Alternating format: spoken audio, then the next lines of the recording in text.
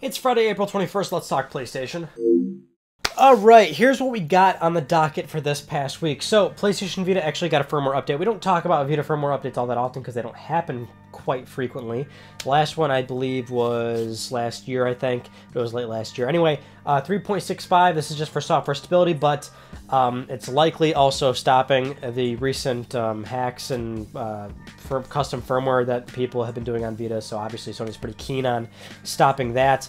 There's also reports that it changes the PS4 Link app, but just cosmetically more or less, so nothing super huge has changed there.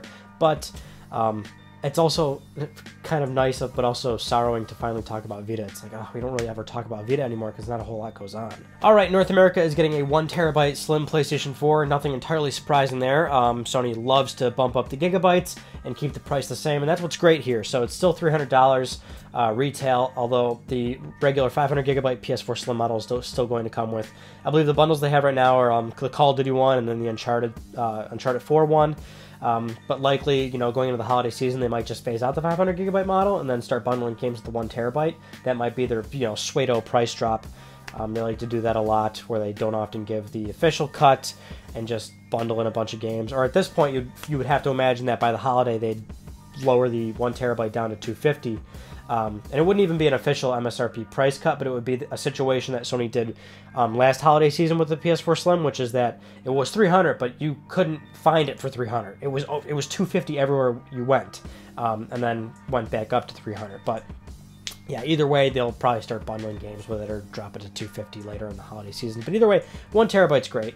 It's a good standard to have for your games. Alright, so some not great news if you had any sort of interest or enjoyed any of these games, but there is a server shutdown notice for a couple of PlayStation games.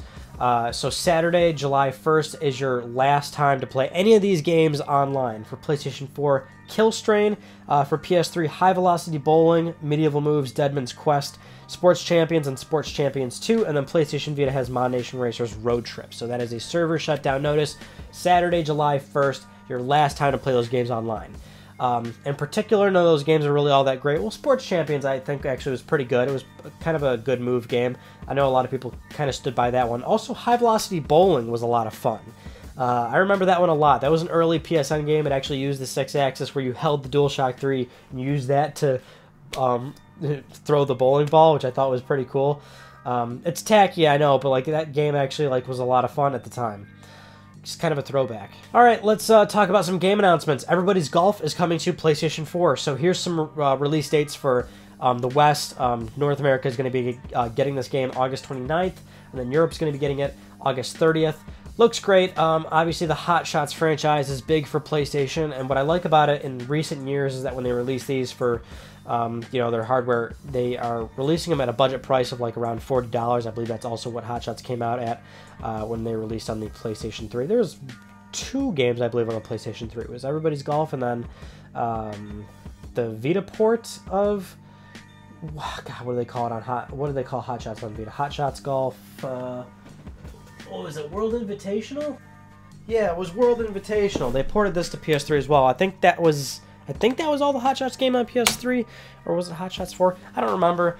I actually don't play the Hot Shots games too often, but they are a lot of fun, so keep that in mind. And for our final news story, Farpoint, the PlayStation VR first-person shooter, has gone gold. The game is finished, so that means it's probably going to hit its release date for May 16th. Now, it's funny, whenever you see a headline of a game going gold, which means it's finished, people always go, that's not news, of course it's finished. But it's like, actually, nowadays it kind of is news, because that tells you that the game is actually going to come out and not get delayed. So that's great. The game's going to come out May 16th. They also released a new trailer with it as well. I want to talk about it a little bit, because Farpoint, it's going to be a bigger game, right? And I think it's going to be... Here's the thing. I think they might nail it in terms of the immersion level, especially when you get that aim controller, which the game is going to come with. If you go for that bundle, they'll also sell the game as a standalone version. But I would have to imagine the best way to play it is with that aim controller. And this is an entirely different situation from, say, Killzone 3 and that sharpshooter peripheral or whatever, because Killzone 3 at the time also did 3D. So people were like, oh yeah, do the 3D and then the sharpshooter with PlayStation Move, and that's like the best experience. But it's like, not really. I keep championing it over and over again. PlayStation VR is actually great. All virtual reality is awesome when it totally works, and the game is built from the ground up with it. The immersion level is crazy good. Resident Evil 7 is one of the best examples of a full game that really puts you in that place, and it scares the living shit out of you, and it totally works.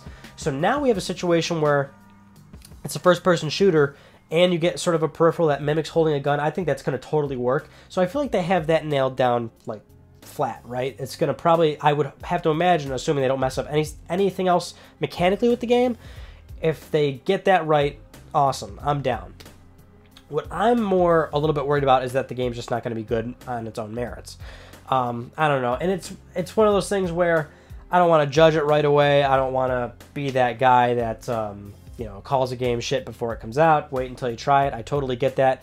It's weird, though. I keep seeing more footage of Farpoint, and I kind of get this really weird sort of, you know, C or B movie vibe from it. Do you know what I mean? Like, where it just kind of looks cheesy and not that good. And I'm kind of getting the vibe that it's going to come out and it's going to be, like, really shallow and just maybe terrible, you know, voice acting, or the story is just flat and uninteresting. I don't know. I'm just getting the bad vibe. But I'm still going to get it anyway and try it, because I do think that it's got that sort of perfect setup. When you have the virtual reality and have the aim controller, I think that's actually going to work much better than anything else previously. That's what we always talk about. VR is way better and more compelling than any other stupid peripherals that you guys often kind of throw PSVR or any virtual reality along with. Oh, VR is a gimmick, just like Move and Connect. No, it's not like any of that shit. It totally works.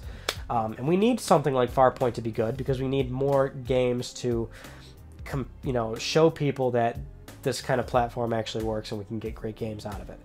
And not only great games, but really insane experiences that you just cannot get looking at a TV. But despite the fact that I'm getting bad vibes from it, the game actually, so obviously it has a single-player campaign. It also has online co-op, which I found very interesting.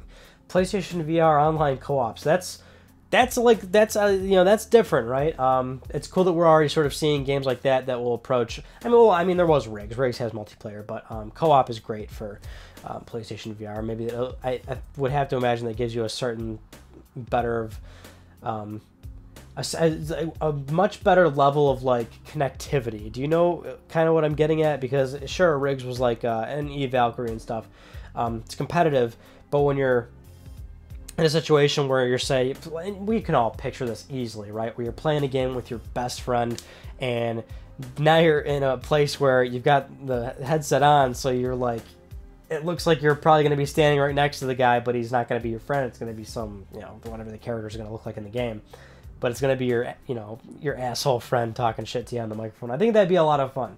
So that also, I think, would actually turn out pretty well, assuming they do it.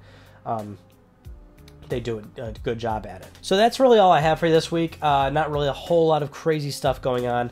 Bit of a slow news week for PlayStation, but E3 is coming, people. Let's keep that in mind, right? We're in mid-April, kind of close to end of the April, going into May, then June. All right, that's going to be big. That's going to be where we're going to be getting all of our major announcements. Also, we'll probably get some firm dates on some bigger titles that we're kind of waiting for. We're waiting to hear about Detroit, God of War, Days Gone, Spider-Man PS4. I'd love to hear about Dreams, whenever the fuck that game is finally going to come out. Or, you know, show us more about what they're really trying to accomplish with that game. Sucker Punch, I'm really hoping Sucker Punch will announce their new title finally. I think it's about time. I believe that was one of my predictions too. That Sucker Punch is finally going to be ready to show off their next title, and I think it's going to be a new IP. But I'm ready.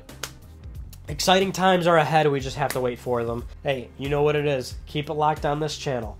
That concludes this week's episode of Let's Talk PlayStation. I'm Ryan Benecki. Thank you all so much for talking with me, and I'll see you guys next Friday.